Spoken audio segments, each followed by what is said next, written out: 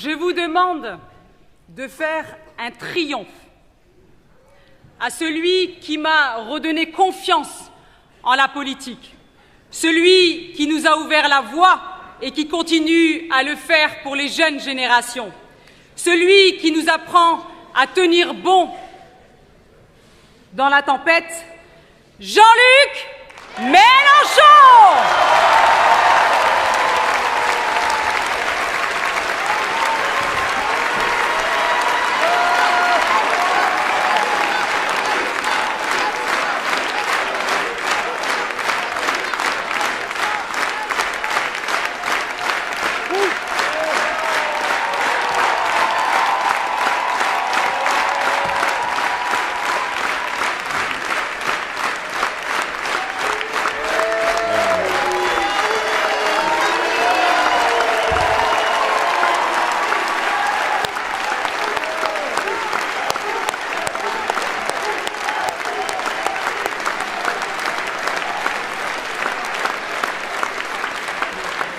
Mesdames, Messieurs, chers amis et pour beaucoup d'entre vous, chers camarades, qui êtes dans cette salle et ceux qui sont dehors, merci mon ami.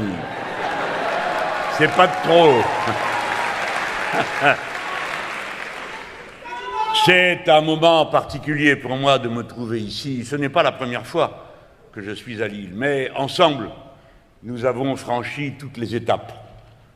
Par un travail acharné, discipliné, organisé, méthodique, qui nous conduit jusqu'à ce moment où le Nord se voit proposer, dans sa capitale, un changement qui a une signification qui va, comme d'habitude, au-delà de lui-même. Ce qui se joue dans cette élection, c'est une véritable révolution culturelle, un changement intellectuel et pas seulement une alternance entre des équipes. Quelque chose d'autre est appelé par ceux des nôtres qui se présentent devant vous, faisant une équipe dont ils avaient d'abord souhaité qu'elle soit élargie à ce deuxième tour. La Ouaria Hadouche et ses camarades annoncent autre chose non seulement pour l'île, mais pour la France. Et je dis bien la France. Pensant au travail accumulé, permettez-moi de faire quelque chose que je ne fais pas d'habitude parce que ça me saoule, qui est de citer mes camarades. Parce qu'en les voyant, je mesure le chemin parcouru, le travail fait. Et je vois déjà cette nouvelle France que j'appelle de mes vœux se dessiner devant vous et prendre forme dans le département du Nord. Alors, en vous prenant un par un. D'abord, toi, tu as intérêt à bien finir la semaine. Pardon, monsieur le député, mon ami David Guiraud.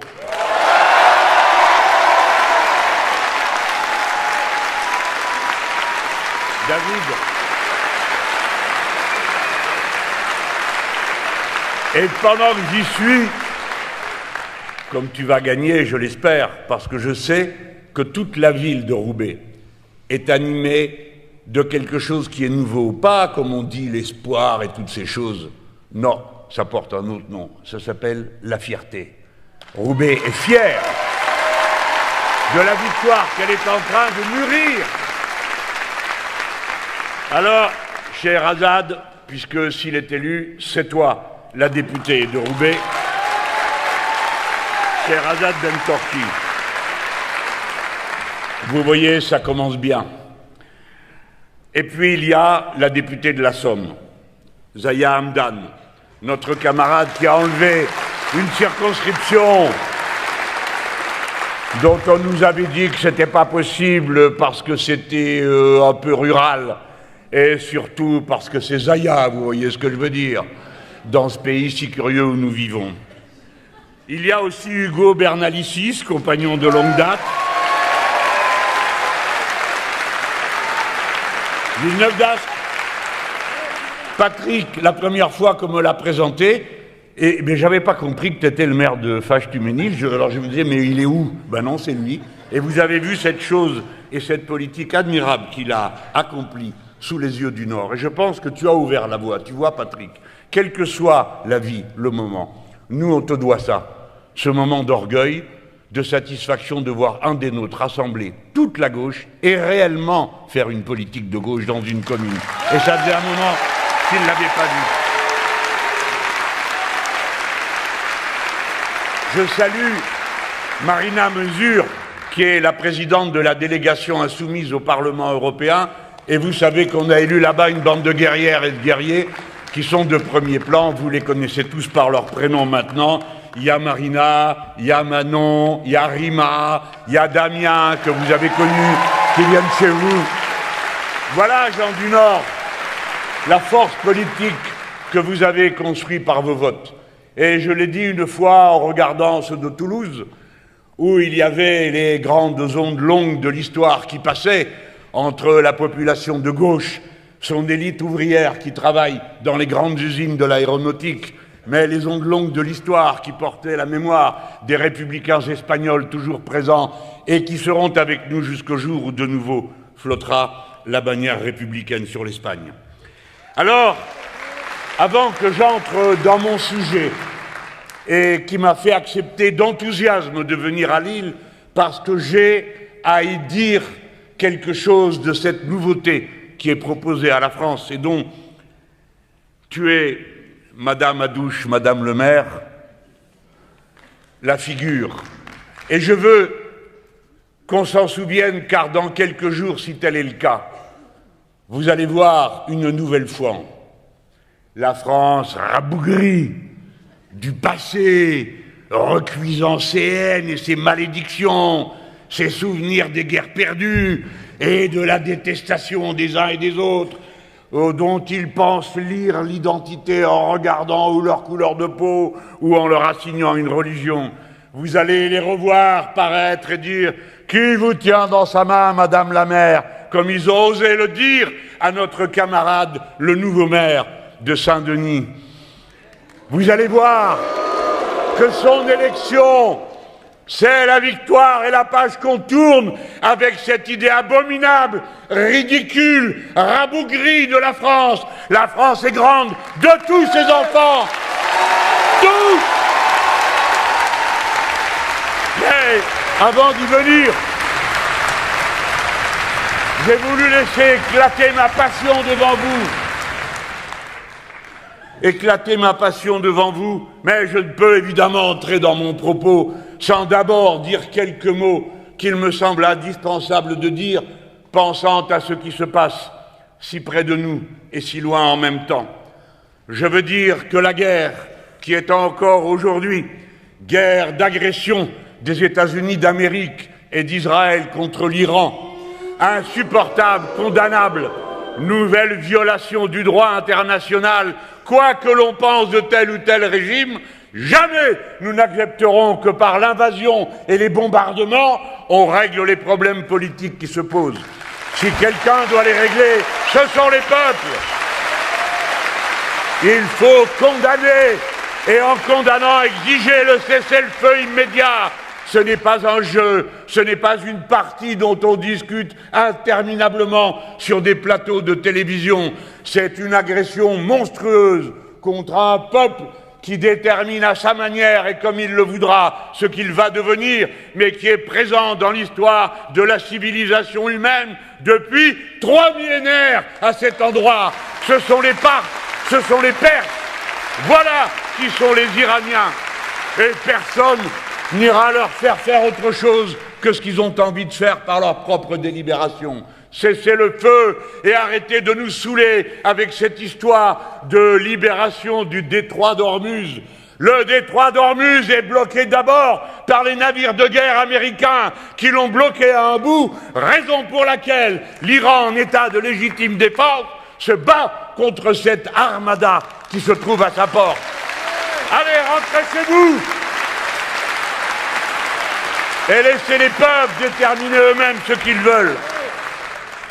Et puis la pensée se tourne vers Gaza Et notre travail de solidarité n'est pas terminé, mesdames, messieurs. En ce moment même, il y a une pétition que nous avons lancée pour obliger le Parlement européen à délibérer et décider l'interruption des relations commerciales avec le gouvernement de M. Netanyahou aussi longtemps que durera le génocide. La France insoumise s'honore de marcher au premier rang de la lutte contre l'abominable génocide.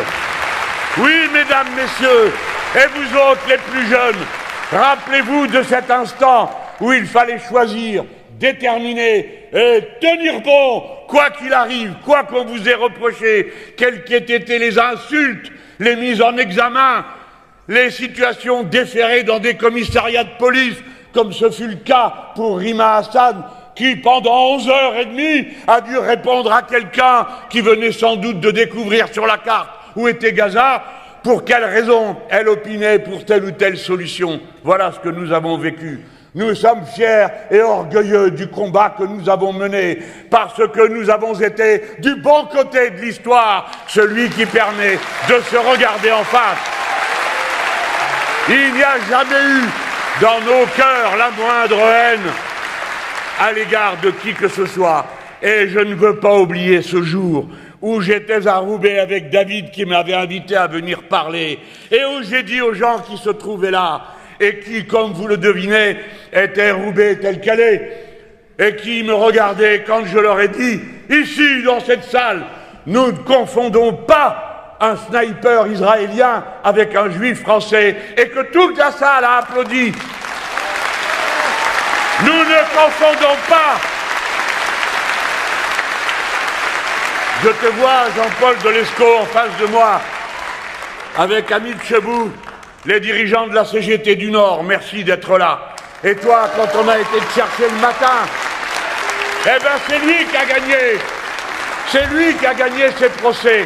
Il est donc prouvé que les accusations et les mauvais traitements dont ont fait l'objet tous nos camarades, en quelque sorte, de Lescaut, a réparé le tort. Mesdames, messieurs, j'achèverai ce rapide tour d'horizon en vous disant que je tiens devant vous, qui êtes en quelque sorte ceux qui incarnent la longue et glorieuse tradition de l'internationalisme prolétarien que portaient les travailleurs organisés autrefois dans les syndicats, le Parti communiste, le Parti socialiste, à l'époque de leur gloire, c'est-à-dire à l'époque où ils combattaient le capitalisme sans se cacher derrière leurs petits doigts pour ne pas en parler. Eh bien, pensant à tout cela, je dis, à titre personnel et peut-être pour quelques-uns d'entre vous, mon affection et mon amitié au peuple de Cuba, pris à la gorge par l'impérialisme américain. Que la patrie des Français tienne ses engagements à l'égard de ce peuple. Voilà, mesdames, messieurs, le moment de commencer devant vous, à vous qui avez si souvent partagé le combat avec les insoumis, tantôt étant d'accord avec eux, tantôt ne l'étant pas, ou bien étant dans un rapport critique. Il y a des gens qui me disent, vous savez, je ne suis pas à 100% d'accord avec vous. Ben, ça tombe bien, moi non plus. Alors il suffirait que la part où on n'est pas d'accord soit la même, et voici que je me trouverai à 100% d'accord avec quelqu'un qui ne l'est pas avec nous à 100%. Vous suivez? Voilà cette stratégie à laquelle personne ne voulait croire, paraît-il, et qui était pour quelqu'un qui vient des milieux populaires et qui a passé sa vie dans des organisations liées au peuple, que ce soit le syndicalisme ou les partis politiques, ceux du programme commun et de l'espérance de la transformation socialiste de la France que nous n'avons pas su faire. Eh bien, cette méthode, ah, quelle trouvaille, quel génie politique j'ai été avec d'autres, qui a consisté à dire, si nous voulons gagner, il y a une chose à faire. Aller chercher le peuple et l'appeler à son devoir, qui est de lutter, d'augmenter ses droits, de résister pour protéger ses acquis.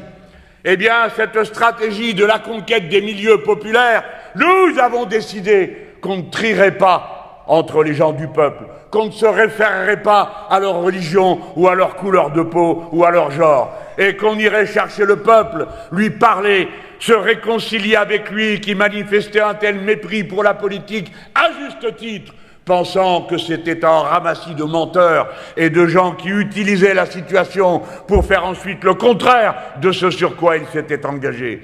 Voilà ce qu'est le mouvement insoumis, la réconciliation de la volonté et de la révolution citoyenne avec la masse du très grand nombre, tel qu'il est, tels qu'ils sont les milieux populaires. Cette stratégie, pour la première fois, dans cette élection, vient d'être couronnée du succès qui lui a importé le plus.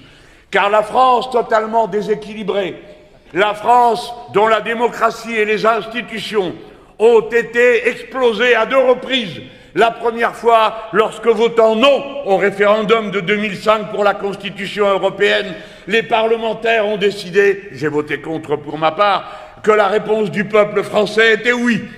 Et puis la deuxième fois, lorsque, votant à l'appel du chef de l'État, à qui on n'avait rien demandé, sinon l'extrême droite qui l'avait fait, et qui a convoqué des élections anticipées, et on a vu en France cette chose incroyable, que le résultat d'une élection est nié par celui-là même qui l'a provoqué et qui a la responsabilité constitutionnelle de respecter le point de départ de toute république et de toute démocratie en France. Ici, le seul souverain, c'est le peuple.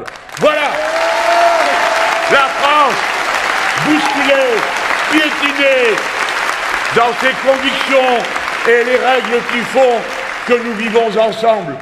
Car nous ne rêvons pas d'une France où tout le monde serait d'accord et où la majorité, ayant tous les droits, se les donnerait encore plus à l'égard des compatriotes. Il y a légitimement des opinions contraires et très contraires entre droite et gauche, entre ceux qui pensent qu'il faut conserver ce qui est tel qu'il est, pour qui le futur est un passé toujours recommencé, où l'on doit retrouver les mêmes têtes, les mêmes habitudes, et qui refusent tout ce qui vient de l'idée qu'on puisse changer, améliorer, regarder les autres d'une autre manière et vivre différemment. Ceux qui n'acceptent pas l'idée qu'une couleur de peau n'est pas une identité personnelle. Tous ceux qui ne peuvent pas accepter que lorsque l'on parle à une femme, on parle à son égal et non pas à quelqu'un qu'on domine et à l'égard desquels on doit avoir des comportements paternalistes. Tous ceux qui ne comprennent pas que la jeunesse de notre pays, étant plus éduquée qu'elle ne l'a été jamais à aucune autre génération, est plus entraînée à assimiler des savoirs, des connaissances qu'aucune autre génération l'a fait avant. Arrêtez de dire c'était mieux avant. Je l'ai déjà dit pour ma part 1000 fois. Avant j'y étais, c'est pas vrai que c'était mieux. À maints égards, c'était pire, bien pire, si je pense à la condition des femmes et à la manière avec laquelle étaient traités les nouveaux arrivants qui surgissaient des pays où on avait été les chercher et qu'on avait auparavant colonisés avant de les déporter par le travail. Voilà la vérité. Eh bien, il faut que la France change une nouvelle fois. Et qu'elle change d'autant plus profondément qu'elle a pris du retard sur l'essentiel, à l'intérieur de ses frontières et à l'extérieur de ses frontières. Oui, Monsieur le Président de la République, le temps est passé où on peut dire au président du Burkina Faso « Tiens, où il est passé, il est allé réparer la clim ». Le temps est passé où on peut dire au président de la République démocratique du Congo « Ici, c'est un arrangement à l'africaine quand vous votez ». Et la réplique a bien cloué sur place, bien fait pour lui. Mais à nous, il nous fait honte de parler comme ça. À nous, il nous fait honte quand on est éjecté, comme si nous étions tous coupables des crimes qui ont été commis parfois en notre nom, et qu'on oublie tout ce qui nous lie à tous ces peuples, et d'abord par nos propres parentèles, par nos tatas, nos tontons, les grands-parents, et cette vie simple que nous avons, comme tous les êtres humains, étant mélangés à cette étape de l'histoire de la France. Il faut mettre les pages à jour. La stratégie que nous avons développée le permet. Pour la première fois, alors que la France est en crise démocratique, alors que comme résultat de cette crise, il y a eu l'explosion des partis traditionnels qui s'accrochent au passé, à des stratégies complètement désuètes, à une idée du monde qui n'existe plus et qui n'ont plus tous ces dominants qu'une préoccupation, maintenir les dominants dans leur domination. Point final. Et pour le reste, les uns se gavent et les autres pâtissent. Eh bien, le résultat a été d'abord leur explosion, l'émergence d'une force d'extrême droite qui captait toutes les colères et tous les mécontentements, puisqu'au fond, personne ne les portait plus politiquement. A surgi d'abord le front de gauche, et je veux, avec un peu de nostalgie, me rappeler cette époque où, dans le combat commun, nous marchions avec les communistes, dont c'est la place normale, légitime, familiale avec nous, les insoumis. Voilà pourquoi tout fut commencé à ce moment-là. Et ce fut à Lille que l'on a vu pour la première fois un véritable débordement de tous les cadres. Je me rappelle d'une engueulade avec les communistes pour la taille de la salle qu'on allait réserver. Les uns disaient 4000, les autres disaient 7000, et moi je disais j'en sais rien. Et pour finir, on a pris ce qu'il y avait de plus grand, juste pour provoquer. Et quand mon camarade Pierre Laurent est arrivé, en entrant comme moi-même par la porte là-bas derrière, et je lui ai dit, allez, on monte sur la terrasse pour voir. Mesdames, messieurs, il y avait 23 000 personnes. Toute la place était pleine, le boulevard aussi. Et alors, nous avons su, parce qu'on était ici, dans le Nord, que le message que nous portions de la rupture était entendu par la masse de notre peuple, non seulement pour les plus anciens, qui savaient très exactement de quoi nous parlions, mais aussi pour les plus jeunes, qui faisaient leur entrée dans la vie active, mais aussi dans la vie intellectuelle, qui consiste à penser ce qui est bon pour sa patrie, bon pour son pays, c'est-à-dire en définitive, comprenant que ce qui est bon pour tous ne peut pas venir d'ailleurs que du peuple, de celui qui a le plus de problèmes, de l'humilier, des opprimés, parce que lorsqu'on règle ces problèmes-là, on règle tous les autres problèmes. Voilà l'idée qu'on avait pour la première fois. La France étant dans cet état, et d'une élection à l'autre, le Front National, rappelé depuis Rassemblement National, progressait de tous côtés. Nous avons relevé le drapeau tombé à terre. Nous avons reconstitué les forces en faisant confiance à la spontanéité, à l'intelligence de chacun. Nous n'avons jamais prétendu être une avant-garde qui injecte de la conscience à qui que ce soit. Nous étions dans l'idée que vous savez, tout comme nous, par où passe le bon chemin. C'est celui du partage. C'est celui des 3 mots que vous pouvez lire ici et dont j'espère que nous ferons une devise nationale très bientôt. Insoumis à l'ordre en place, insoumis aux dominations que nous subissons, insoumis au capitalisme, écologistes, c'est-à-dire conscients de notre nature humaine qui nous lie de manière inextricable avec la nature dans laquelle nous vivons. Il n'y a pas d'un côté les êtres humains et de l'autre côté la nature. Il y a les êtres humains qui sont une des composantes de cette nature et certainement la plus dangereuse puisqu'elle est la seule espèce capable de tout détruire, y compris elle-même. C'est le deuxième mot. Et enfin, populaire. La nouvelle classe sociale qui s'affirme et qui est en état de tout transformer, c'est le peuple. Le peuple, ça veut dire non seulement la classe ouvrière représentée ici, et de quelle manière? Par la OERA. Mais c'est aussi ceux qui étudient, ceux qui sont au chômage, ceux qui sont à la retraite, et qui tous dépendent des mêmes réseaux collectifs pour vivre, qui dépendent de la même interdépendance avec les autres. Le peuple est la nouvelle catégorie sociale homogène. Hélas, le mot est le même qu'au XIXe siècle, le même qu'au XVIIIe siècle, mais ça désigne une population bien plus homogène qu'elle ne l'a jamais été dans l'histoire. Les plus anciens se souviennent de la période où il y avait dans ce pays, c'est-à-dire à la Libération, 7 millions de paysans. Eh bien, il n'y en a plus que 400 000. Vous voyez bien que l'homogénéité a gagné la société de cette manière-là. Que ce soit bien ou mal, c'est une autre question. Il y avait des milliers, que dis-je, des millions d'artisans. Les voici tous entrés dans l'industrie et dans la production. Il y avait à peine 500 000 étudiants, 200 000 en 1950-56. Il y en a dorénavant 3 millions. Alors c'est une autre France que vous avez là. C'est une France où un Français sur 3 a un ancêtre qui vient d'ailleurs, qui est un étranger, femme ou homme. Lorsque moi, on m'a amené dans ce monde, j'avais rien demandé, eh bien, c'était 1 sur 10. Notre stratégie a été de dire, parlons à cette nouvelle France qu'on ne savait pas nommer au début de notre travail. Appelons-la à venir avec toute la fierté qu'elle a et que je vois dans vos yeux quand vous voyez Madame Adouche, le maire de Lille, quand vous voyez Bagayoko. Il se trouve que c'est eux. Mais à la base, c'est Guiraud, la Nouvelle-France. Et comme il est bien jeune, c'est vrai. Alors j'ai dit une fois, qu'est-ce que la Nouvelle-France? C'est pas difficile à comprendre, c'est une génération qui remplace l'autre. C'est comme ça depuis quelques millénaires, hein. Mais il y en a qui s'évanouissent en entendant que les mots qu'ils croyaient avoir inventés pour flétrir deviennent des mots d'orgueil et de fierté, et que c'est à mon tour de me moquer d'eux en disant « le grand remplacement fonctionne bien ». Je vois qu'il y a des jeunes un peu partout et surtout dans cette ville. Cette stratégie, mes amis,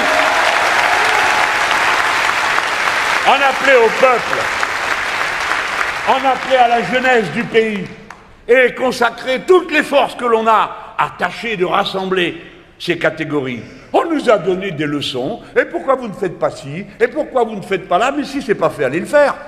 Nous, on s'occupe d'abord des cités populaires, d'abord du peuple massivement regroupé dans les villes et de la jeunesse.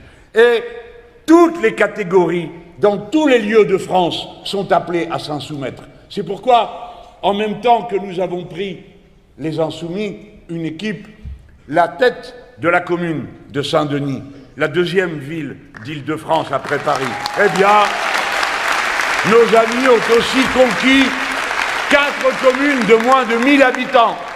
C'est vous dire ce que je redis à chacun d'entre vous quand vous serez repartis d'ici. Qu'il suffit qu'il y en ait un qui tienne tête, qu'il y en ait une qui tienne tête pour que l'instant d'après, il y en ait un deuxième qui prend courage, et l'instant d'après, il y en a un troisième qui, en voyant déjà 2, viennent donner le coup de main. Depuis toujours, il aura fallu d'abord, et c'est une femme qu'on a pris pour exemple, que quelqu'un dise non aux institutions lorsqu'elles prenaient des décisions injustes. C'est Antigone qui dit à son oncle le tyran que quoi qu'il ait décidé, elle assurera une sépulture à son frère qui, étant maudit, était condamné à pourrir dans les champs de bataille, sur le terrain du champ de bataille où la guerre avait été perdue. C'est Antigone, la première, qui nous apprend et nous a appris à dire non. De ce point de vue, la soumission est un acte intellectuel d'affirmation de soi-même. Je suis qui je suis celui qui est en quelque sorte, et si je le suis, alors ce n'est pas négociable. Tel que vous êtes, vous n'êtes pas négociable. Vos pensées sont précieuses. Votre contribution est importante. Ayez le courage d'aller au bout de vous-même, c'est-à-dire dans ce qu'il y a de meilleur en vous, et le meilleur de chacun d'entre nous est ce qui nous pousse vers les autres. Comme dans nos familles où nous apprenons d'abord l'amour, et ensuite dans l'amitié, et ensuite dans la citoyenneté, qui fait que c'est tout temps que la devise de la République, liberté, égalité, fraternité. Et voilà pourquoi, portant ce message depuis le début, la France insoumise est parvenue à faire une démonstration à laquelle j'associerai ce soir très volontiers toutes celles et tous ceux qui ont résisté une fois dans leur vie, qui ont été membres d'un syndicat, qui ont été membres d'une association, qui ont milité pour des conquêtes sociales ou bien pour des conquêtes écologistes. Pour la première fois, nous progressons plus vite que le Rassemblement national.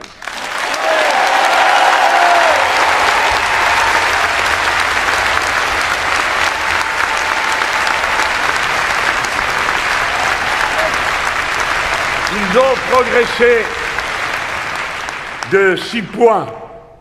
Nous avons progressé de 8 points et demi. Pour la première fois, une organisation de gauche, et paraît-il d'extrême gauche même. Ça vous fait quelque chose, hein? comme à moi, ça me rajeunit. Il y en a d'autres là-dedans, là, dans cette salle. Et ben tiens, nous voilà revenus à nos 20 ans. Bon, on s'était quand même donné du mal pour y mettre de la distance, mais non, bon. Appelez-nous comme vous voulez, on est là et on partira pas.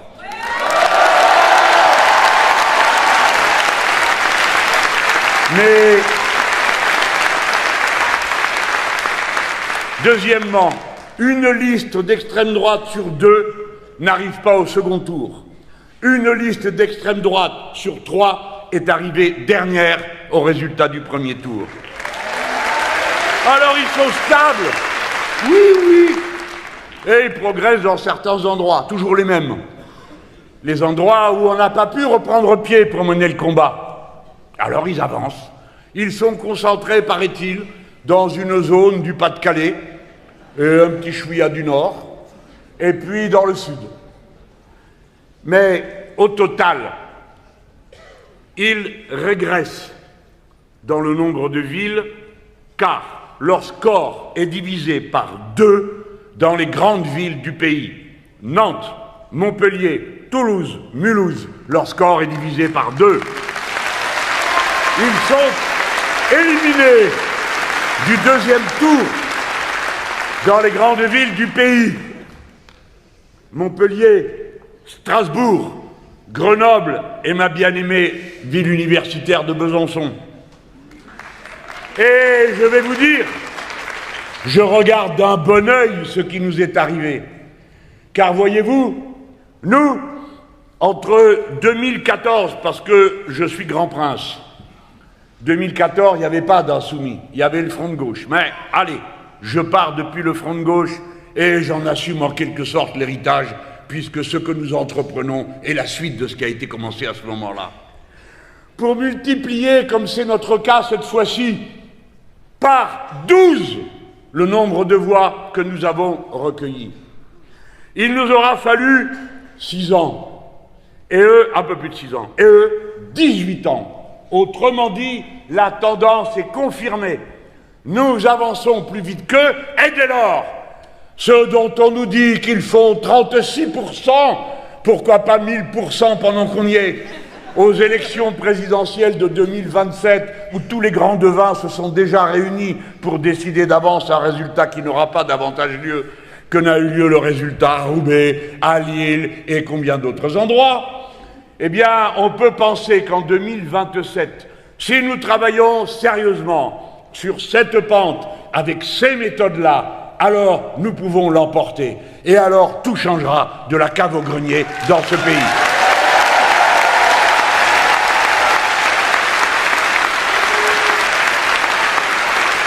Mesdames, Messieurs, à Lille, on a pu vérifier la valeur de cette méthode mieux qu'ailleurs. Quand la Waria fait campagne avec ces méthodes-là, après qu'on les regardait d'un peu haut, qui c'est celle-là? Ben, c'est vu, non, ce coup-là? On a dans cette ville, alors que la participation aux élections a baissé dans le pays de 6,5 points. Ici, elle a progressé de 4,5 points. Et c'est pas venu comme ça. Je préfère vous le dire pour suggérer du remords à quelques-uns d'entre vous.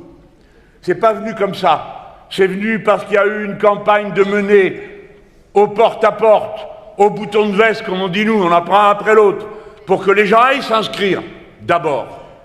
Quand l'État, le gouvernement, à sa manière, faisait tout ce qu'il fallait pour qu'il ne se passe rien, pas de campagne d'inscription, aucune explication sur les milliers de radiations qu'il a fallu observer, et ainsi de suite. Un pilonnage médiatique pour faire d'une élection une affaire réglée d'avance avant même qu'on ait voté. Mais maintenant, vous avez tous appris que tout ça ne veut rien dire. Et je vous demande de faire l'effort quand vous regardez votre télé et que s'affiche un sondage, je vous demande de faire l'effort de rire.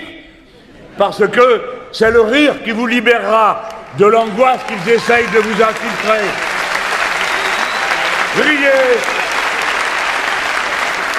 Riez, parce que la joie, quand on peut se la procurer par soi-même, est le meilleur des remèdes que l'on ait contre toutes les misères de l'existence. C'est pas pour rien que Rabelais disait que le rire est le propre de l'homme, et c'est pas pour rien que le philosophe Baruch Spinoza en faisait en quelque sorte un exercice intellectuel pour changer le regard que l'on porte sur l'existence.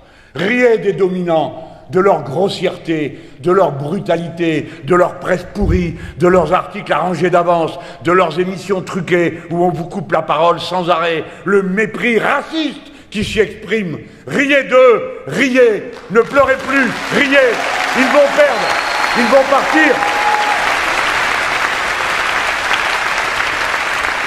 La Tlawaria fait campagne, la gauche progresse, ici même, entre 2014 et à présent, le score de ce que nous représentons a été multiplié par 4. Nous avons fait 17 points de plus que quand nous avons commencé ensemble à faire le front de gauche avec l'idée qu'on allait renverser la table politiquement. La table, on est en train de la renverser. Et de la manière la plus surprenante pour tous les autres. Quoi? Une femme? Quoi? Des quartiers populaires? Où ça? À Lille, qui était censé incarner la modernité en faisant tout le contraire de ce qui convient aux intérêts du peuple, en se montrant les chines plus souples à l'égard des puissants et en inventant des choses dont je vais parler, pas pour vous les apprendre parce que vous les savez déjà, mais pour montrer quelle est la cohérence de ce que nous affrontons et avec quoi nous voulons tourner la page. Je ne serai pas l'homme qui vous dira que Mauroy c'était rien. Non, je ne serai pas cet homme-là. Je ne vous dirai pas que les communistes, les socialistes qui ont animé n'ont fait que des erreurs et des bêtises. Ce n'est pas vrai.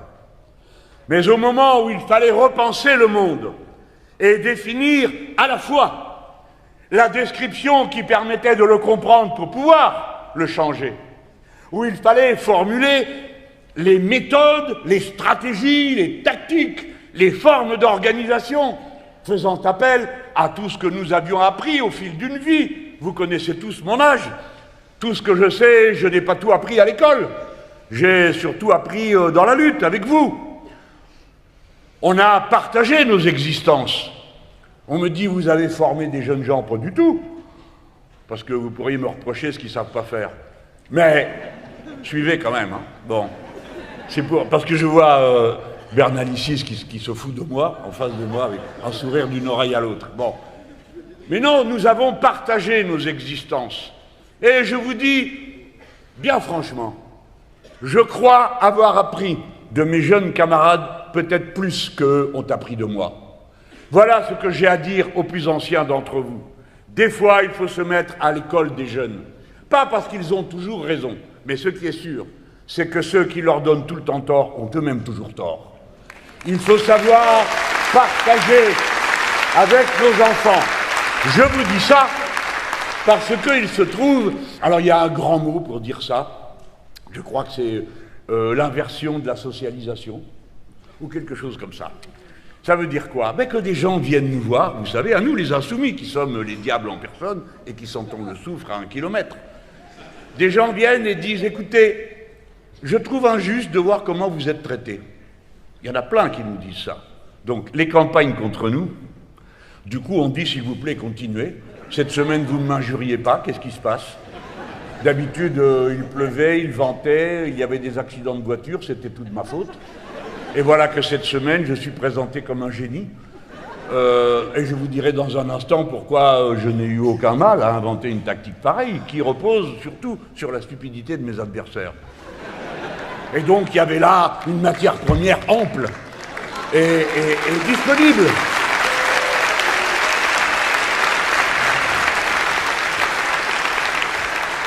Et quand la Tlawaria fait campagne, le Rassemblement national recule. Il fait ici 6 points de moins que la dernière fois, en 2014, à conditions comparables. 6 points de moins. Voilà la première chose que j'avais à vous dire, à vous toutes et tous, dont une bonne partie a fait avec nous ce cheminement depuis le début de la longue marche qui nous a amenés jusqu'à cet instant ce soir de joie et de bonheur. Cette stratégie a fonctionné, cette tactique a fonctionné, cette forme d'organisation a fonctionné. Elle mérite votre confiance et nous méritons, nous autres, qui avons pendant tout ce temps accepté le rôle singulier qui a consisté à marcher devant. Les Guiraud qui arrivent quasi tout seuls à Roubaix et les autres et qui ont pris en charge le travail en partant de l'idée qu'il n'y avait rien et qu'il fallait tout recommencer à zéro de cette gauche que nous avions appris à aimer par nos lectures, par nos enthousiasmes, par nos parentèles et par nos fraternités humaines. Et donc, puisque nous méritons cette confiance, je m'adresse à tous ceux qui regardent ce que nous faisons. Et dorénavant, ce que nous allons porter porte un nom. Ça s'appelle la Nouvelle France. Le mot « la Nouvelle France » veut dire qu'il n'y a pas en France un seul enfant de trop. Il n'y a pas une seule personne de trop. Et il n'y a pas quelqu'un qui mérite, quelle que soit sa situation, quelle que soit sa religion, quel que soit son genre, d'être dominé. Nous pouvons et nous devons, conformément à la devise républicaine, et plus que jamais, être un peuple libre, mais un peuple d'égaux. D'égaux, c'est-à-dire de gens qui portent le message de Gracchus Babeuf, le premier des communistes de ce pays, qui viennent chez toi, Zaya, de la Somme, si mes infos sont bonnes, à moins qu'ils soient de l'Aisne. Enfin, un coin comme ça, de la Picardie. Quoi? Qu'est-ce qu'il y a? Il y a des Picards ici? Bon, alors, c'est Gracchus Babeuf qui découvre que les droits que les puissants avaient, les seigneurs qui se partageaient la terre, lui, il était, ça s'appelait comme ça, terrier, c'est-à-dire qui tripotait les papiers, qui sait qui est propriétaire de quoi. Et en remontant, il s'apercevait qu'il n'y avait pas une seule propriété qui ait été acquise autrement que de force. Et que donc, la légitimité de la propriété de la terre, avec laquelle se rengorgeaient tant de gens pour justifier leur présence au sommet, était le résultat d'un vol collectif pratiqué par une catégorie, et le moyen d'entrer dans cette catégorie, c'était de voler. Notez que si l'on regarde les parcours des fondateurs du capitalisme, et pourquoi pas même dans cette région, on s'aperçoit que souvent, il y a beaucoup d'usurpateurs.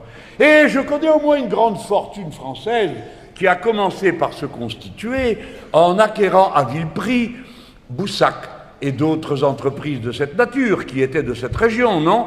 Bon, cherchez qui ça peut bien être. En tout cas, vous m'avez compris, voilà quelle est cette nouvelle France. Elle est d'abord une réalité sociale. Ce n'est pas moi qui l'ai inventée, elle s'est inventée toute seule. Et elle n'a rien demandé à personne. Personne n'a demandé avec qui il avait le droit d'aller faire des enfants, de les accueillir et de tâcher d'en faire des femmes et des hommes totalement éduqués et dévoués au bien commun. Voilà comme est la France. Ça, c'est un premier aspect. Elle est nourrie par des flux de population que dans le Nord, vous avez connus bien avant tous les autres, et qui, si je m'en réfère à votre histoire, ne vous ont jamais vraiment effrayé, c'est même le contraire. Et cette nouvelle France, qui est une réalité sociale, elle intègre ce que je vous ai dit tout à l'heure, la nouvelle condition des femmes. Attention, je ne dis pas leur condition réelle matérielle, je dis l'idée qu'elles se font d'elles-mêmes, des droits auxquels elles peuvent aspirer, et du caractère insupportable des inégalités qui continuent quant au salaire et quant au traitement, à la considération et au respect qui leur est porté. Messieurs, je ne parle pas à ceux de cette salle, mais aux autres. Que ça vous plaise ou pas, tout ça a changé. Et c'est un autre monde que celui où se présentent, main dans la main, à égalité de dignité et de respect, les hommes et les femmes. Un tout autre monde, où les femmes ont des droits que ma mère et ma grand-mère n'avaient pas. Si vous croyez que c'est seulement une affaire juridique, vous vous trompez. Vous ne comprenez rien à la France dans laquelle vous vivez. C'est la manière avec laquelle les individus se regardent. Et j'ai parlé il y a un instant de la jeunesse. Mais quand a-t-on fait de la jeunesse une classe sociale? Eh bien, dans ce pays, on essaye. Et on leur dit, eh bien, du travail, il n'y en a pas. Et si tu veux, c'est bien la preuve qu'il y en a. Eh bien, tu n'as qu'à le faire toi-même, ubérise-toi. Et beaucoup de nos jeunes s'ubérisent, mais ils le font en se disant « Eh bien moi je vais vivre de mon travail, je veux vivre dignement sans rien devoir à personne ». Et ensuite ils travaillent dur, beaucoup, avant de s'apercevoir qu'on les a transformés en une classe sociale qui existait au Moyen-Âge, c'est le travail à façon. C'est-à-dire que vous êtes payés à la pièce. Ce contre quoi nos syndicats ont passé tant de temps à lutter. Et ce contre quoi même les syndicats de petits patrons continuent à lutter. Eh bien, cette classe nouvelle, cette jeunesse, elle est la composante centrale parce que c'est le futur de cette nouvelle France. Alors, quand je dis Nouvelle France, il y en a que ça défrise, parce qu'il y a le mot France. Eh bien oui, c'est la France. Et vous avez qu'à venir ici, si vous voulez vous en faire une idée. Parce que dans le passé, lorsque la patrie a été envahie par les nazis, eh bien la première et la plus grande des grèves ouvrières qui a été faite contre la confiscation du charbon et les mauvais traitements qui étaient faits aux ouvriers fut portée par les travailleurs des mines qui venaient de plus de 100 nationalités différentes et qui défendirent la France contre l'envahisseur nazi. Ce sont les Tabors marocains et les autres troupes qui ont débarqué en Provence qui sont l'honneur de la défense française et de la libération contre les nazis. La nouvelle France, par sa composition, ne cessera jamais d'être autre chose que les enfants de ceux qui ont porté dans leur esprit et dans leur cœur des luttes de libération nationale, fût-ce contre nous lorsque nous incarnions le colonialisme. Les valeurs de la patrie républicaine sont portées par ces milliers de familles où le moindre jeune a entendu de son père, de sa mère, de son grand-père, les récits de la résistance à l'oppression coloniale. Et nous choisissons dans les pages de l'histoire de France ce qui nous convient. Ce ne sont pas les rois, ce ne sont pas les traîtres à la patrie, fussent-ils maréchaux de France. Nous sommes toujours, le premier jour et le dernier, du côté de ceux qui résistent à l'oppression. Et c'est pourquoi nous sommes du côté de ceux qui ont été colonisés et qui se sont décolonisés tout seuls. Nous sommes du côté des luttes pour l'égalité, comme nous l'avons été ici. L'île compte encore 150 nationalités. Et je vous garantis, comme je connais les êtres humains, que ça donne déjà des bons résultats. D'une manière générale, non seulement pour le bien qui est procuré au pays, mais pour celui qu'on se fait entre soi par amour. Mesdames et messieurs, c'est pourquoi il faut dire des choses comme ça à Lille, parce que c'est l'endroit où c'est vrai à chaque rangée qu'il y a ici. Et où personne ne peut me dire « Oui, vous êtes l'homme des clientèles des quartiers populaires ». Eh bien oui, voyez-vous, ça fait partie de nos plans, de mobiliser les quartiers populaires pour qu'ils viennent reprendre la place qu'ils doivent avoir. Et ne me cherchez pas trop sur le communautarisme, parce que je sens que ma patience arrive à sa limite. Car du communautarisme, j'en vois en France, mais pas là où on le dit, en tout cas. Ma pratique du Nord, la première fois, ce furent 3 hommes, c'est comme ça. Le sénateur Viron, vous l'avez oublié, c'était en coco, petit, et je lui dis, j'étais sénateur, moi bien jeune, je lui dis, mais t'en as pas marre de perdre tous les votes, parce qu'on perdait tout le temps. Quand c'était la droite qui était au pouvoir, on était contre, on perdait. Quand c'était la gauche, ils transformaient les lois de gauche en lois de droite et on perdait encore. Je lui dis, mais t'en as pas marre? Alors il me regarde et il me dit, non, on m'a dit de tenir la tranchée, je tiens la tranchée. Et depuis, c'est devenu chez les Insoumis une formule. Quand j'appelle les camarades, alors, comment ça va? Qu'est-ce qui se passe? Oh, on tient la tranchée. Ça veut dire qu'il pleut des pierres. Hein. Les autres fois, c'est, oui, il y a un enthousiasme formidable.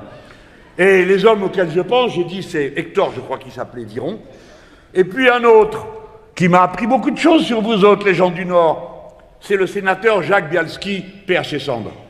Bialski, ski. Alors, il me dit, si tu veux comprendre le Nord, tu regardes la mine. Ceux qui sont au fond, c'est les derniers arrivés. Ceux qui sont dans les bureaux, c'est ceux qui sont là depuis le plus longtemps. Et puis après le bureau, ils sont élus, et il dit la preuve. Et il était un descendant de ces immigrés polonais qui font partie de la réalité du Nord. où on était déjà la Nouvelle-France à cette époque. Et le dernier que je vais évoquer, c'est l'ancien sénateur socialiste Guy Alouche. Alors Alouche était un pied noir comme moi. Et il faisait partie de cette troupe innombrable d'1 million de personnes qui a traversé la Méditerranée, plutôt en courant, et qui finalement ne savaient plus où ils en étaient. On disait « on rentre », tu parles, on n'était jamais venu. Alors on rentrait, et le Nord a absorbé les pieds noirs et en a fait des nordistes comme les autres. Gloire au Nord pour tout ça. Quel beau département, quelle belle région. Vous avez fait de nous vos frères, vos sœurs. Ça, c'est pour la belle histoire. Et maintenant, il y a l'autre histoire. L'île, mesdames, messieurs, a un habitant sur 2 à moins de 29 ans. Mais quel bol vous avez! Quelle chance extraordinaire d'avoir un peuple qui vibrionne de l'énergie de la jeunesse. Parce que vous savez, là où ils y sont plus, eh ben on commence à s'ennuyer beaucoup, figurez-vous. Et la vie perd de son sel.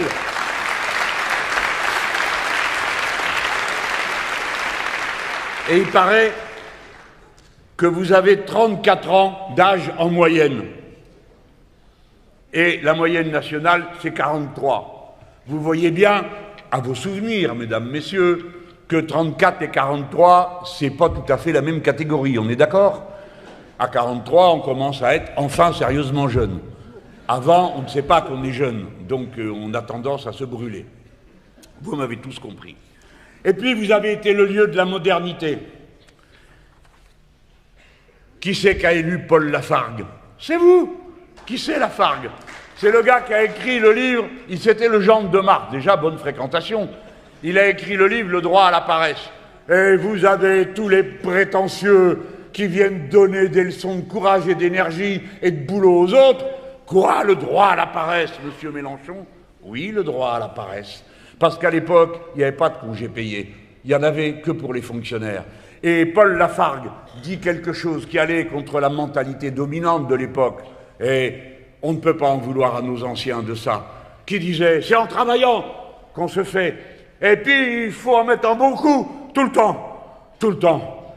Et vous aviez toujours le poète, la poétesse de service qui disait, ouais, mais rien faire aussi, ça fait du bien. Hein. Et c'est ça dont il parle. Le droit d'être un être humain en dehors des obligations que la vie nous crée et que nous assumons par devoir. D'être quelqu'un qui rêve, qui regarde au loin et sans avoir aucun but particulier autre que de regarder la mer qui moutonne, l'herbe quand il y en a ou quand c'est l'époque de la moisson un peu avant et que quand il y passe un coup de vent, ça ondoie. C'est regarder quelque part les bourgeons sur les arbres et n'avoir aucune idée de ce que cet arbre va finir par donner, juste pour le bonheur de le regarder. Voilà qui vous étiez déjà idéologiquement. Et vous avez élu pour la première fois un gars qui s'appelait Gustave Delory. Alors c'était la Révolution. Vous pensez dans le Nord où il y avait la bourgeoisie industrielle qui prospérait sur le travail des autres et se préparait d'une guerre à l'autre à de fructueux profits qui se réaliseraient dans le combat en produisant qui du charbon, qui des bombes, qui des canons et toutes ces choses qui occupent agréablement la production puisqu'il faut sans cesse les renouveler vu qu'on les jette sur les autres à la première occasion.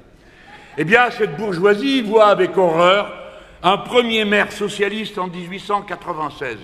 C'était un ouvrier. Dites-moi, ça fait déjà quelque temps que vous manquez d'ouvriers à la tête de cette commune. Je ne dis du mal de personne. Je ne méprise personne. Mais enfin, je vois une différence entre un cadre supérieur, né et biberonné, à la pratique du professionnalisme politique commencé depuis ses études. Et une ouvrière qui aujourd'hui vérifie la qualité des matériaux qu'on amène dans un atelier de montage où on produit des choses avec lesquelles on ne peut pas plaisanter, c'est-à-dire des hélices, c'est-à-dire des pièces constitutives de l'aéronautique. Et c'est telle qu'elle est, notre Lawaria. Eh bien, il est temps de ramener un ouvrier, c'est-à-dire une ouvrière, à la tête de l'île. parce que ce qu'elle dit est vrai. Quand c'était le père Mauroy, il avait été prof au collège. Ah, mais il savait de quoi il parlait. Parce qu'une fois où je suis allé dans un lycée professionnel dans le coin, le proviseur m'a dit, vous savez, il avait commencé par me tutoyer, vu qu'on était devenus copains. Et il me dit, tu sais, moi, les mômes qui mangent pas, je le vois, les mômes qui ont froid, je le vois, ils arrivent, ils n'ont pas de chaussettes. Et puis dans la journée, t'en as qui tombent dans les pommes parce qu'ils n'ont pas mangé depuis la veille. Alors il avait pris ses précautions pour faire en sorte que quand une jeune femme ou un jeune homme tournait de l'œil, on pense d'abord à des choses aussi élémentaires que celle-là. Est-ce qu'il a mangé? Est-ce qu'il n'a pas eu trop froid? Voilà, mesdames, messieurs, le programme que nous portons dans les élections municipales. Nous nous préoccupons d'abord de ceux pour lesquels on ne commettra jamais d'erreur. Soulager les pauvres, soulager les humiliés, partager, et vous êtes sûr de faire une société meilleure, parce que personne ne peut vivre dans un océan de malheur et connaître le bonheur. Voilà ce que signifie la cantine gratuite et bio. J'ai vu que M. Bardella disait oui, gratuit, et qui va payer ça? Toi, par exemple. Non. Qui va payer ça? Il y a de quoi le faire. Ça n'est pas si coûteux, en tout cas, c'est bien moins coûteux que d'autres choses. Mais écoutez bien, vous tous, c'est une pensée cohérente, c'est pas juste un slogan. Si vous donnez à manger à vos petits, alors vous les verrez en meilleure santé à mesure qu'ils grandissent. Et dans un monde où la bonne santé est dorénavant un objectif difficile à atteindre, compte tenu des épidémies qui saccagent notre population, le diabète, les maladies cardiovasculaires et l'obésité qui ne vient pas du fait qu'on mange trop, mais qu'on mange mal.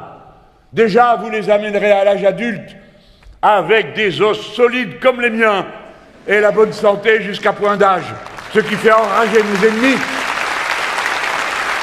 La cantine, et la cantine gratuite, oui. Eh bien, en faisant la cantine gratuite, Monsieur Bardella, voyez-vous ce que ça donne?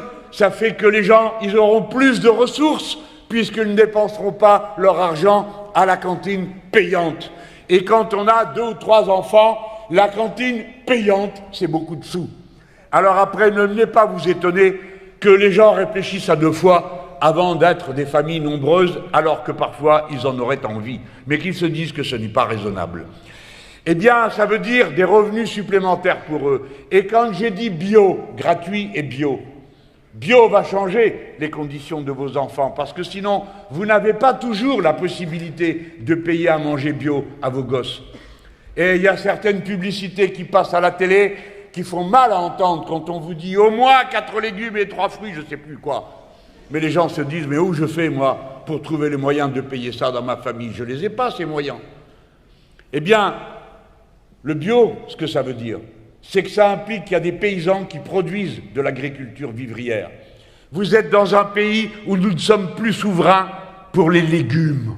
Voyez-vous, on ne sait plus faire les carottes en quantité suffisante. Et quel objet technique avancé, la carotte! Ne parlons pas des pommes de terre et des poireaux, qu'autrefois, même quand on était en ville, on avait son jardin ouvrier où on allait. Moi-même, j'ai appris à planter les patates lorsque je suis arrivé en Normandie. Je n'avais pas idée de comment cette chose-là se reproduisait. Eh bien, là, j'ai découvert. Voilà ce que signifient nos programmes. Alors, ça m'amène au cœur de ce que j'ai à dire. Nous allons créer à travers les communes qui seront dirigées par les nôtres cette priorité dont je veux vous dire qu'elle n'est pas, comme certains le racontent, une espèce de déversement irresponsable de moyens qui, au fond, seraient jetés sur les gens comme de l'eau dans le sable. Non, c'est le contraire.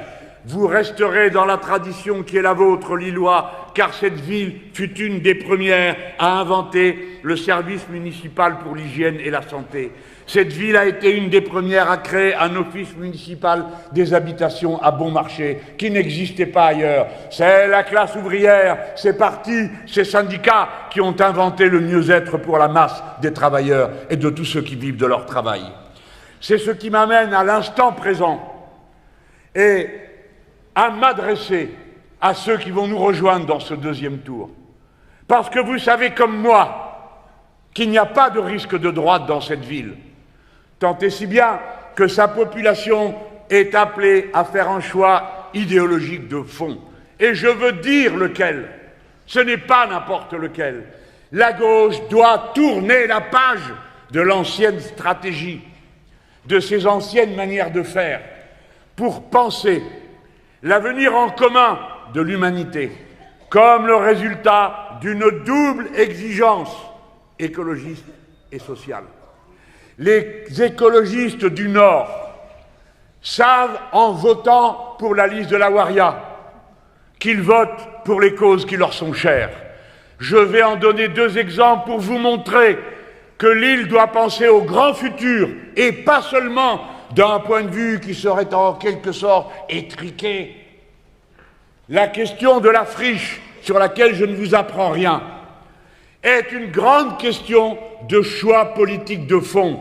Mesdames, messieurs les élus actuels, vous n'avez donc toujours rien compris.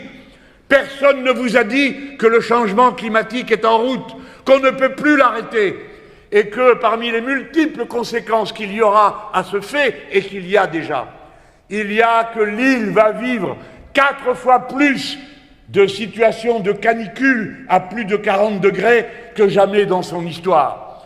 C'est un devoir pour les élus de préparer au niveau local où l'on connaît le mieux les situations, les espaces disponibles, la revégétalisation de nos villes. Il faut cesser de tout minéraliser. Si vous votez pour ceux qui sont là, si vous voulez que ça continue comme avant, ce n'est pas qu'ils soient mauvaises personnes, c'est qu'ils n'ont rien compris. Ils ne savent pas dans quel monde ils vivent et ils ont l'intention de créer des logements pour les cadres moyens supérieurs. Là où vous avez besoin de parcs, de végétaux, d'arbres, d'espaces publics et, comme l'a dit la Waria tout à l'heure, pour que ce soit aussi la part des pauvres que d'avoir le droit, eux aussi, à des espaces verts pour les enfants. Vous voyez sur l'exemple de la friche comment la question écologique et la question sociale fusionnent en une seule et même question. Si vous voulez développer le goût de vivre et le bonheur des catégories sociales dominées et exploitées, rejetées, méprisées et humiliées, et si vous voulez que ce bonheur de vivre se vive dans la réalité qui est ce rapport des êtres humains avec leur environnement et avec la nature, alors vous devez vous dire que les élus qui vous proposent autre chose ou le contraire sont des irresponsables. Oui, irresponsables quand on a et qui dépend de soi une décision qui engage l'avenir de sa commune pour 10, pour 20, pour 30 ans et qui n'est justifiée par rien, qu'on ne vienne pas nous dire qu'on crée du logement parce qu'il en manque, parce que du logement vide, il y en a partout dans cette ville et qu'il suffit de le réquisitionner si on vient à en manquer. J'ai pris cet exemple que vous connaissez mieux que moi. Je vous l'ai mis en mots dans une pensée politique globale et pas seulement ponctuelle, même si ponctuellement c'est très important de comprendre et de faire. Parce que j'ai l'intention de lever devant vous, Lillois, Lilloises, une deuxième question. C'est celle du canal que d'aucuns prétendent creuser avec l'appui de toutes sortes d'élus qui ne pensent pas plus loin que le bout de leur nez et qui va saccager des espaces naturels en quantité absolument incroyable pour relier la Seine au nord. Eh bien, ce n'est pas ça qu'il faut faire. Et vous avez besoin d'avoir de nouveaux élus qui, eux, disent « Non, nous ne voulons pas de ce canal ». Et nous allons vous dire pourquoi. Parce qu'il est écologiquement désastreux, ce qui est une raison suffisante pour n'en pas vouloir. Mais aussi parce qu'il n'est pas conforme à l'intérêt national, il n'est pas conforme à la prévision que l'on peut faire sur l'avenir. Pourquoi ? Il y a mieux à faire. Il faut assurer par la Seine le passage de l'écluse dont on a besoin et qui coûte 3 francs 6 sous, 400 ou 500 millions d'euros.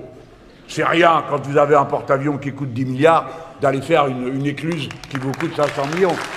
Commencez pas à me prendre la tête, hein. Quand on fait une écluse comme celle dont je vous parle, on investit pour 1 siècle, pour 2 siècles, pour 3 siècles. Regardez le canal du Midi, il continue à fonctionner. Eh bien, il y a un moment qu'il est amorti, celui-là. Alors, ce que ça coûte au début ne compte pas. Ce qui compte, c'est si ça sert à quelque chose. Si ça sert à rien, ou que ça va dépérir, il ne faut pas le faire. Pourquoi faut-il faire cette écluse? Parce que l'ambition des Français est que le port du Havre redevienne un grand port et que ce port soit à la mesure du futur de l'humanité. Voyez-vous, les glaces sont en train de fondre au nord et vous savez que déjà beaucoup ont aperçu les résultats géopolitiques de cette situation. C'est que les marchandises qui arrivent d'Asie vont passer par le nord et qu'elles vont gagner 30% de temps de transport, 30% de dépenses de fuel et 30% d'économie d'une manière générale. Mais il y aura une deuxième conséquence, c'est que depuis tantôt 50 ans, on fait des bateaux de plus en plus longs. J'en ai vu un au port du Havre qui faisait 400 mètres. C'est énorme. C'est grand que vous ne le croyez pas tellement c'est grand. Vous vous dites il doit y avoir 2 demi-bateaux. Non, c'est un seul. Et les gars qui étaient là étaient assez fiers de ce qu'ils faisaient. La classe ouvrière des dockers a appris à manier, à automatiser tout ce qui se trouve là. Nous avons besoin d'un port qui sera capable, il l'est déjà, d'accueillir les bateaux longs. Mais écoutez ça, dans une soirée politique, c'est un peu bizarre de s'entendre parler de bateaux, mais bon, on parle de ce qui compte. Nous avons en France le 3e armateur du monde. Alors on va pouvoir avoir avec lui une discussion fructueuse. On va créer une ambiance de travail pour ça. Et comptez sur moi pour avoir des idées à ce sujet. Et puis on va lui dire, voilà, le port du Havre, ce qu'on veut en faire. Puisque vous êtes français, peut-être que vous avez mis trop d'argent dans le port de Rotterdam et qu'il y en a déjà assez là-bas. Et dans le port de Brême. Et maintenant, vous allez nous aider à construire le grand port du Havre, qui sera un port capable d'accueillir quoi? Des bateaux plus larges. Parce que la longueur des bateaux est déterminée par la limite de leur largeur, vu qu'il faut passer par le canal de Suez. Et voilà que quand on passera par le nord, les bateaux pourront être plus larges. J'espère que je ne vous saoule pas trop avec cette histoire. Mais je veux vous montrer que vous avez une responsabilité, pas seulement sur votre carrefour, sur votre trottoir, sur vos écoles, vous l'avez. Vous avez une responsabilité devant la France tout entière et partagez avec nous, les insoumis, l'orgueil de penser ce pays se développant, sachant comment faire, quoi faire. Nous autres Français, nous savons faire des bateaux à voile modernes qui vont aussi vite que les autres. Nous savons tout faire. Cessez de regarder le bout de vos chaussures. La France est forte de son intelligence. Elle est forte de sa capacité à décider. Ça dépend de vous. Ça dépend du fait que si vous élisez cette femme, vous changez l'histoire de votre patrie et pas seulement l'histoire de votre ville.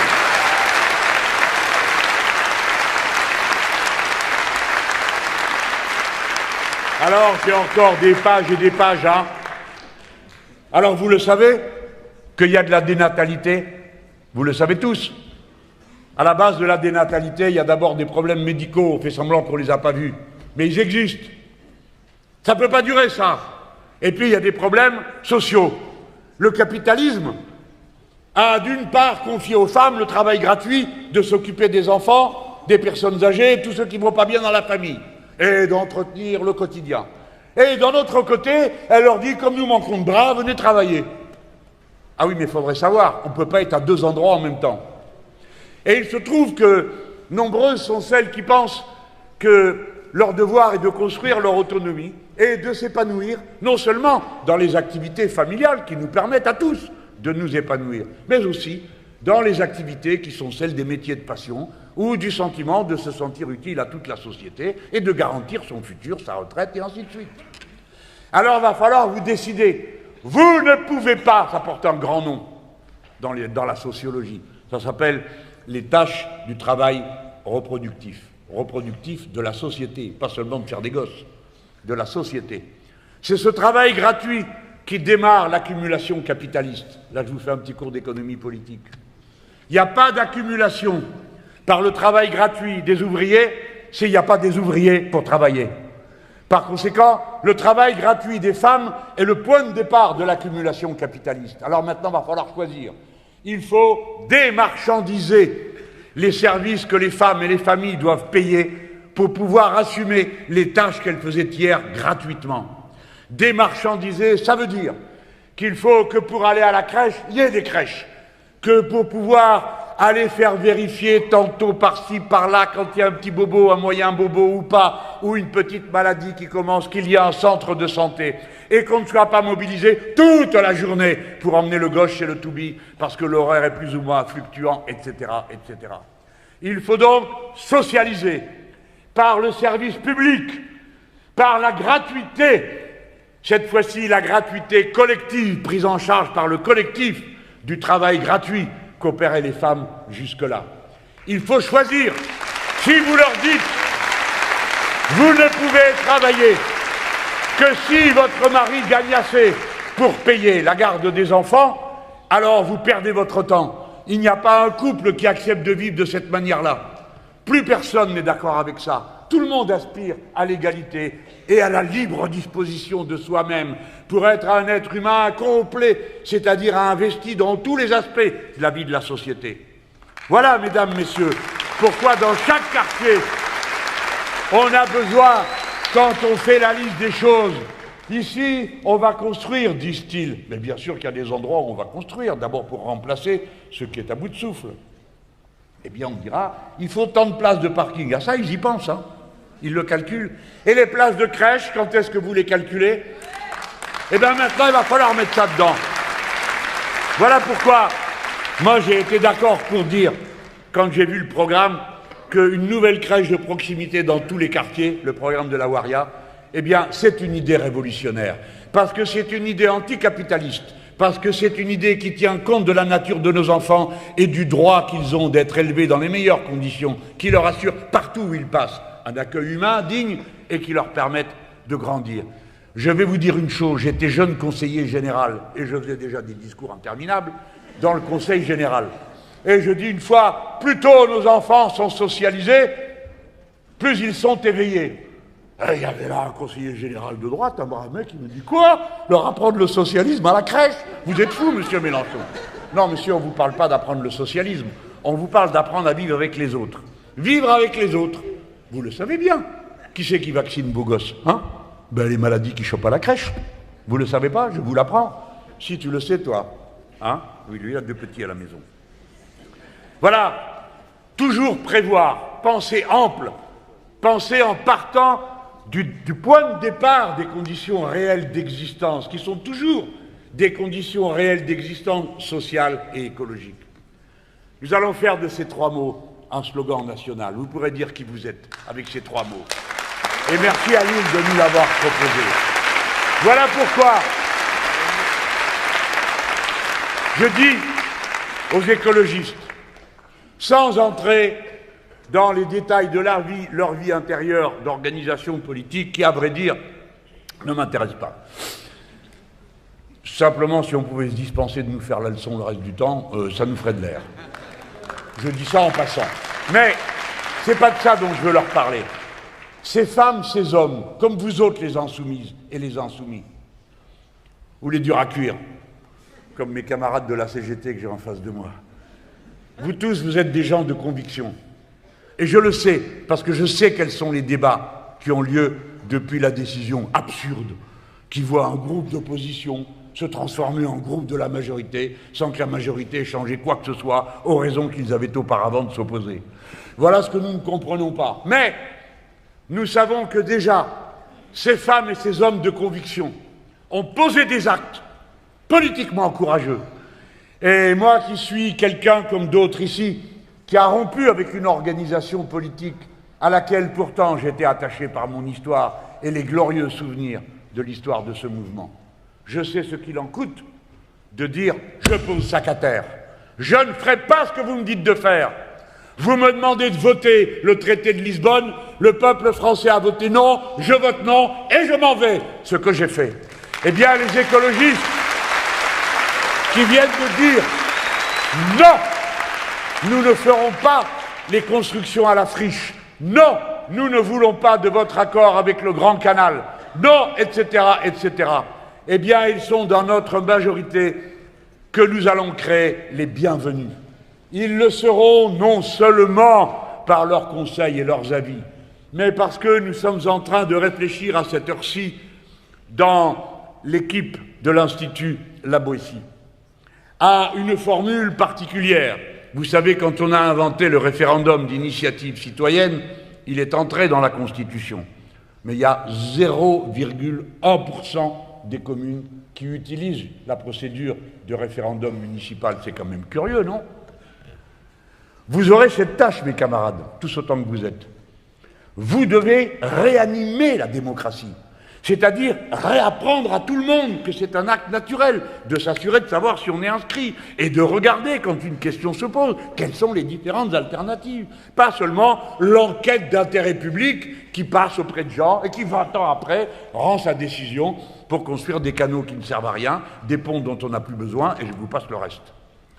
Donc, réactiver la démocratie, c'est en cela que, en tant qu'élu responsable de votre commune, bien sûr, je ne me mêle pas de cet aspect, vous aurez une responsabilité parce que c'est le peuple français que vous allez rééduquer et la jeune génération que vous allez préparer à assumer ces responsabilités.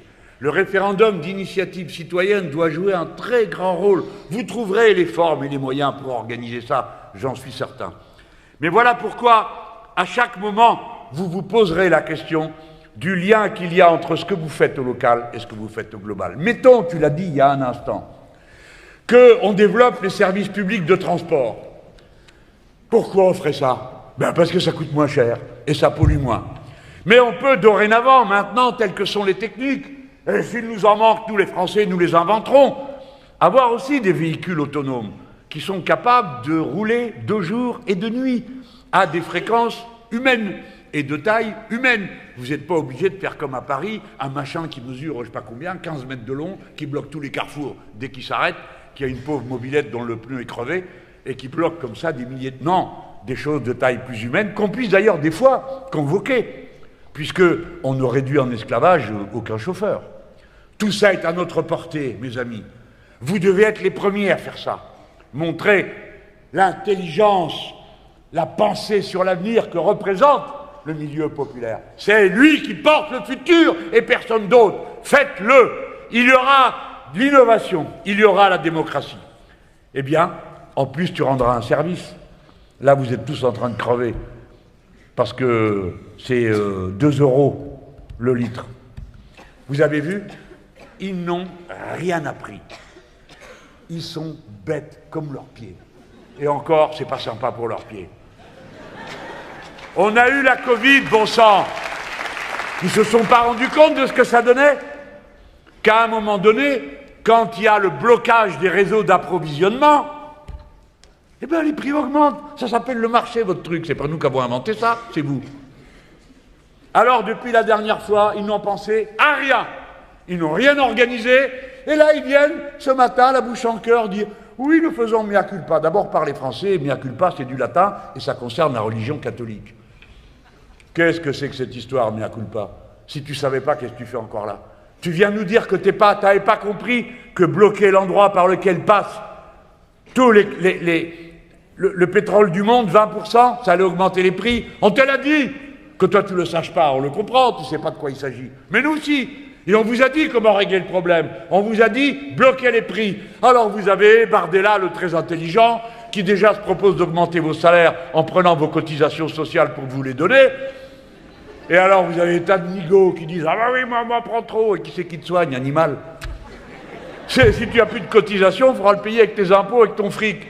Ah, que t'es bête. Bon, il faut expliquer à Paul et à Janine les choses. Qu'est-ce que j'ai fait d'aller mettre des prénoms comme ça? Dites pas du mal de Janine, parce que c'est le nom de ma mère, Père Césandre. Bon, vous me comprenez. Ils n'ont rien compris, rien fait, rien organisé. Mais si vous prenez les dispositions, vous voyez, je viens de parler des bus qui circulent continuellement, eh bien, vous réglez le problème. Quand il y a des périodes de grande pénurie, vous augmentez la quantité de ce qui circule et ramasse les gens pour les emmener d'un endroit à l'autre. Me dites pas que c'est si compliqué de ça, savoir où vont les gens, non? Il n'y a qu'à faire une photo satellite. Et puis vous pouvez même refiler ça à l'intelligence artificielle, parce qu'elle n'est pas intelligente, elle automatise la pensée. Alors au lieu que ce soit vous qui soyez derrière une feuille à compter pendant des heures où passent les bagnoles et combien il y en a, eh ben vous lui demandez par où passent les gens, parce que ça, on sait le faire. Vous voyez, on a des satellites.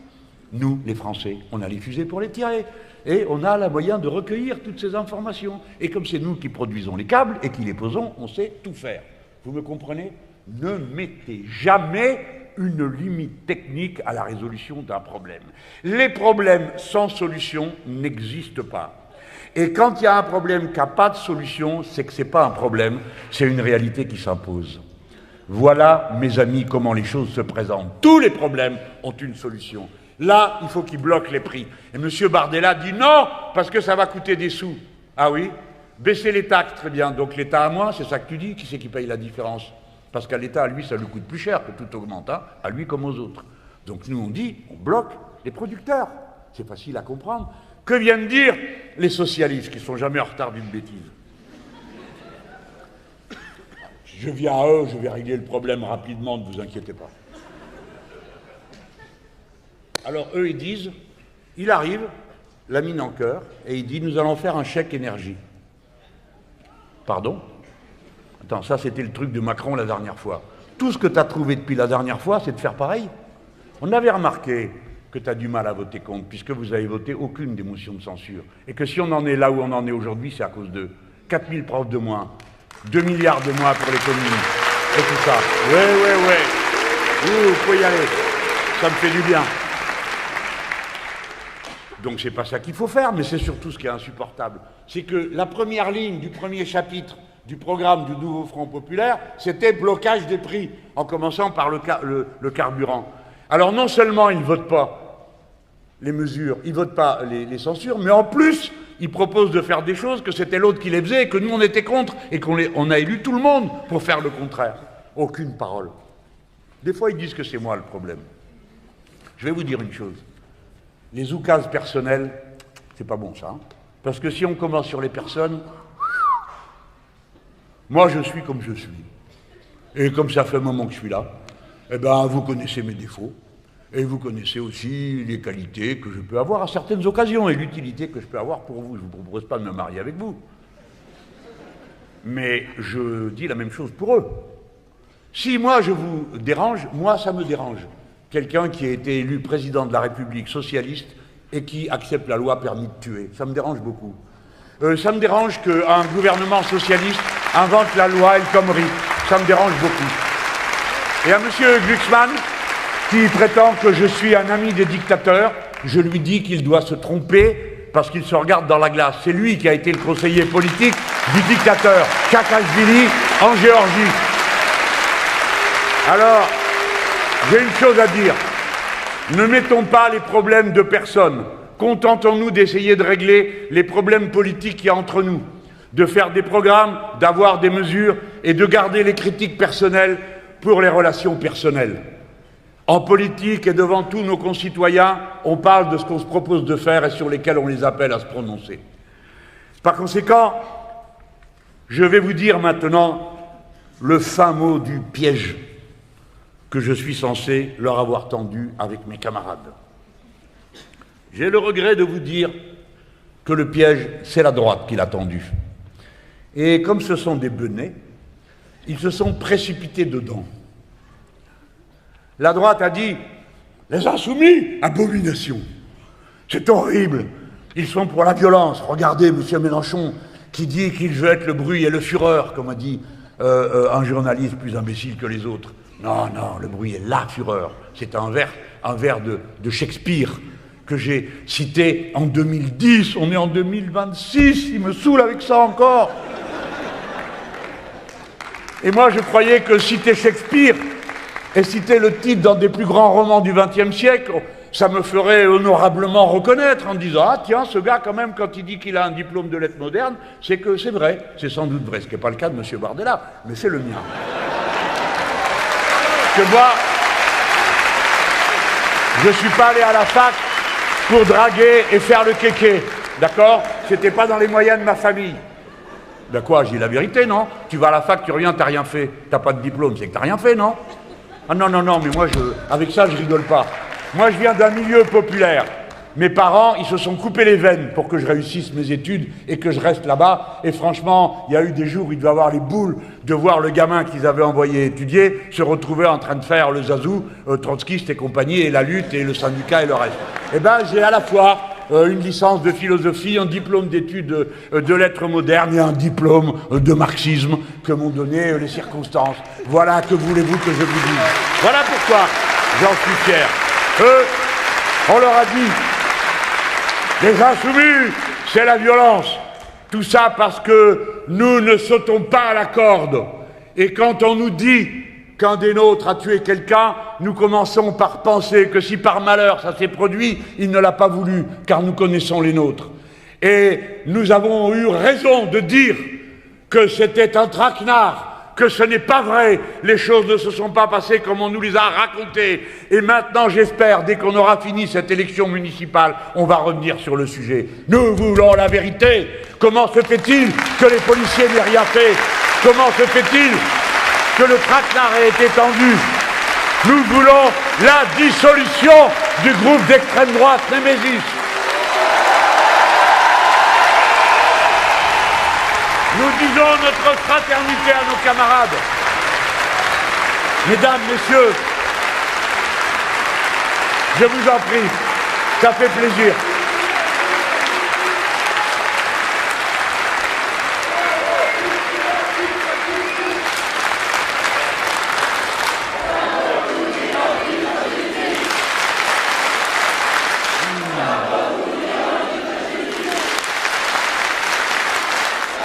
C'est une salle de gauche, hein?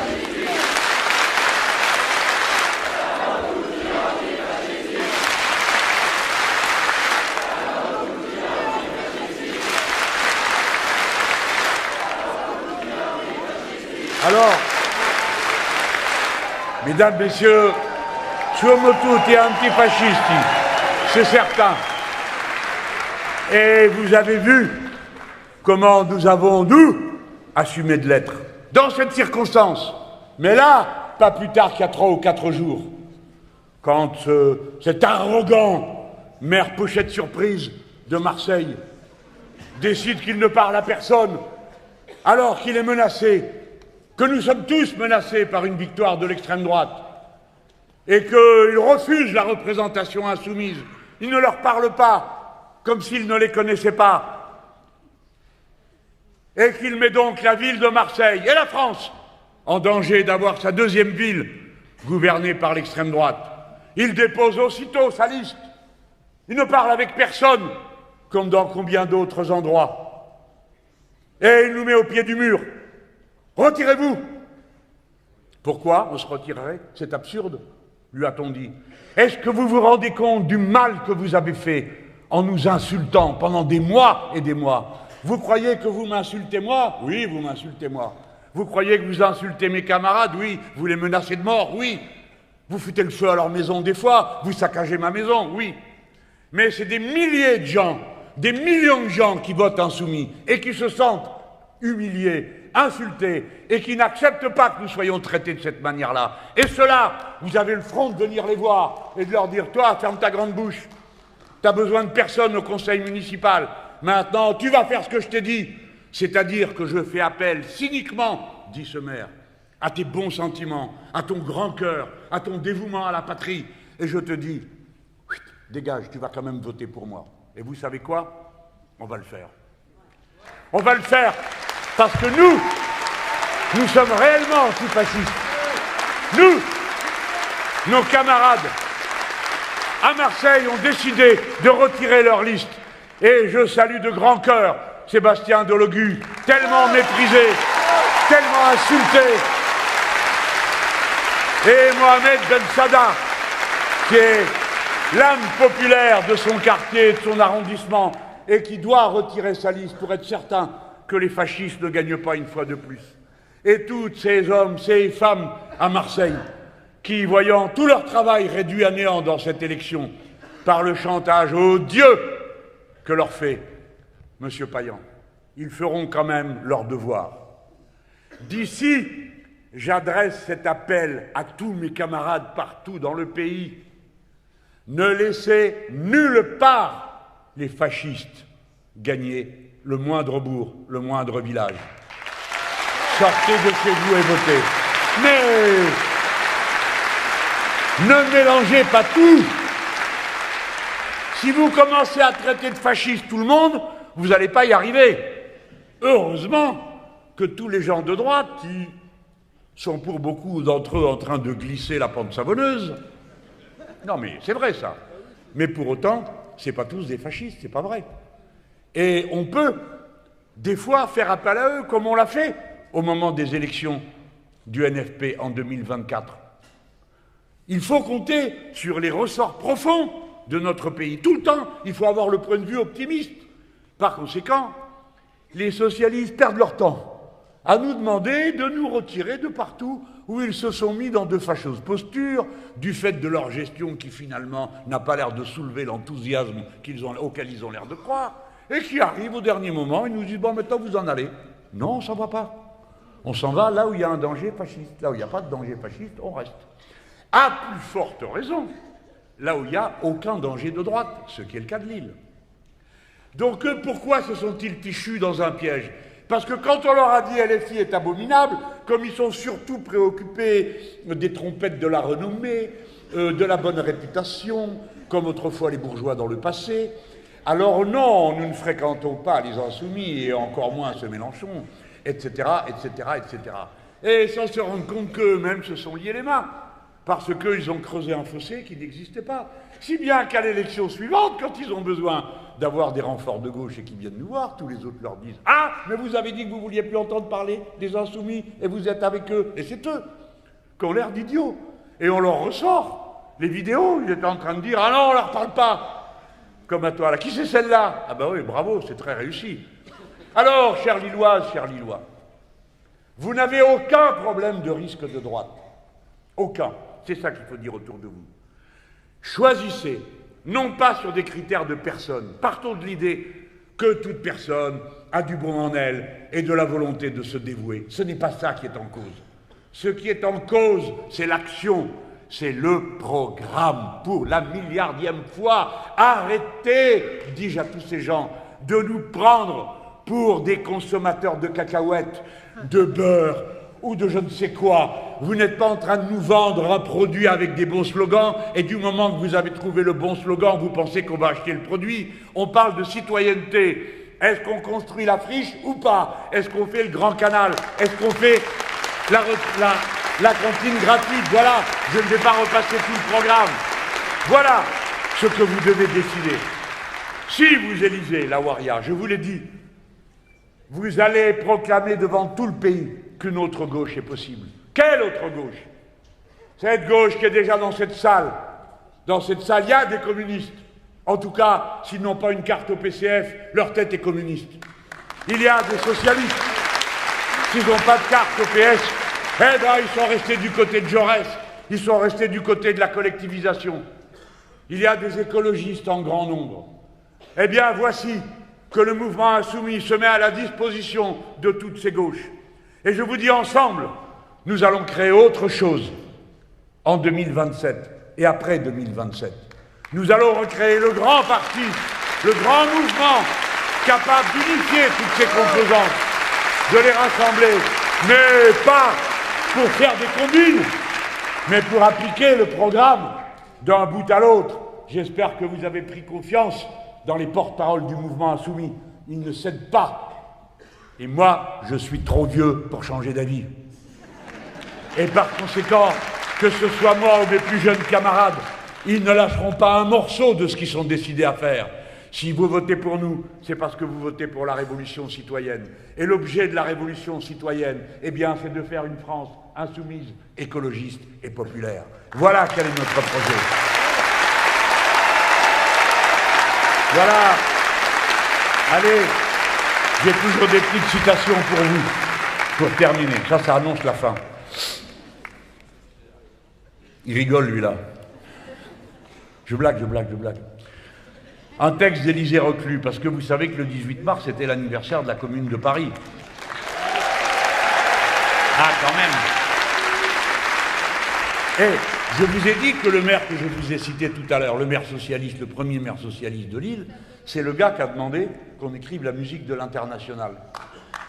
Alors, c'est chez vous que c'est né, cette affaire-là. Je vous le dis juste comme ça pour que vous fassiez un essai, mais je vous recommande de ne pas trop essayer. L'Internationale, le poème a été écrit pour être chanté sur la musique de la Marseillaise. Essayez une fois, vous ne savez plus ni chanter l'Internationale, ni la Marseillaise. Alors bon, là c'est la Commune. Voilà ce qu'il dit, voilà ce qu'elle va faire, la Waria. La Commune de Paris, engage d'avance ceux qui veulent la continuer, en France, à Lille, et dans le monde entier, à lutter pour une société nouvelle dans laquelle il n'y aura ni maître par la naissance, le titre ou l'argent, ni asservi par l'origine, la caste ou le salaire. Partout, le mot « commune » a été compris dans le sens le plus large, comme se rapportant à une humanité nouvelle, comme est cette nouvelle France. Ça, c'est moi qui l'ajoute. Formée de compagnons libres, égaux, ignorant l'existence des frontières anciennes, et s'entraidant, comme j'ai commencé mon discours, à la paix d'un bout du monde à l'autre. Voilà, mesdames, messieurs, pourquoi on vote la Waria dans cette ville. Voilà pourquoi vous devez gagner. Je vous le demande pour toute la gauche du pays, pour le futur de notre patrie. Ayez le dernier mot et le premier. Comme vous avez ouvert le chemin au socialisme, au communisme, ouvrez le chemin aux insoumis, écologistes et populaires.